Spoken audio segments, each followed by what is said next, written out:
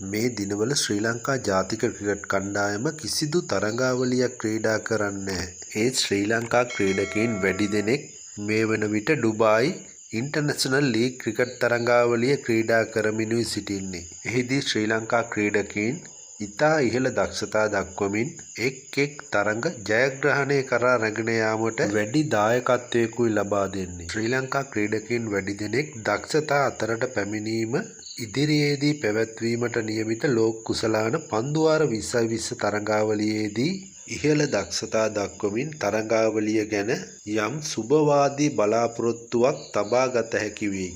ඊයේ දිනේදී Dubai international league cricket තරඟාවලියේ 11 වන තරඟය පැවැත්වුණේ මුම්බායි ඉන්දියන්ස් කණ්ඩායමත් කොල්කතා නයිට් රයිඩර්ස් කණ්ඩායමත් අතර.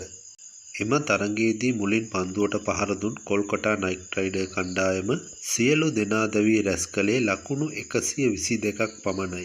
එහිදී සුනිල් නරයින් ලකුණු 26ක් සහ ෂරාෆ් ලකුණු 38ක් රැස් කර ගැනීමට සමත් වුණා. පන්දු යැවීමේදී ෆරූකි කඩොළු 4ක් දවාගත් අතර කමිදු මෙන්ඩිස් පන්දුවාර 3ක් ඇවා ලකුණු 21කට කඩොළු 3ක් දවා ගැනීමට සමත් වුණා.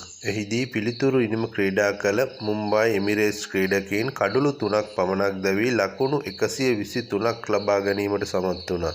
ඉනිමේ වැඩිම ලකුණුලාභියා බවට පත් වුණේ නොදැවී ලකුණු 49ක් රැස් කළ ජොනි බේස්ටෝ. තරඟෙන් නොදැවී පන්දුවට පහර දෙමින් ජයග්‍රහණය කරා රැගෙන ගිය තරඟේ 6 පාරකින් ජයග්‍රහණය කරා රැගෙන ගිය කමිදු මෙන්ඩිස් පන්දු 7කින් නොදැවී ලකුණු 10ක් රැස් කර ගැනීමට සමත් වුණා.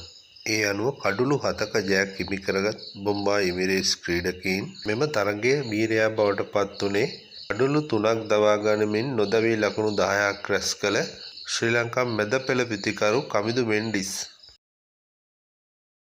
කමිදුට මෙවර තරඟාවලියේ ලැබුණු පළමු අවස්ථාවෙන්ම පිත්තෙන් සහ පන්දුවෙන් දස්කම් දැක්වීමට හැකිවීම ගොඩක් වටිනවා. තරඟාවලියේ කමිදු මෙන්ඩිස් සහභාගී වූ පළමු තරඟයෙන්ම තරඟයේ වීරයා සම්මානය හිමි කර ගැනීමට හැකි වුණා.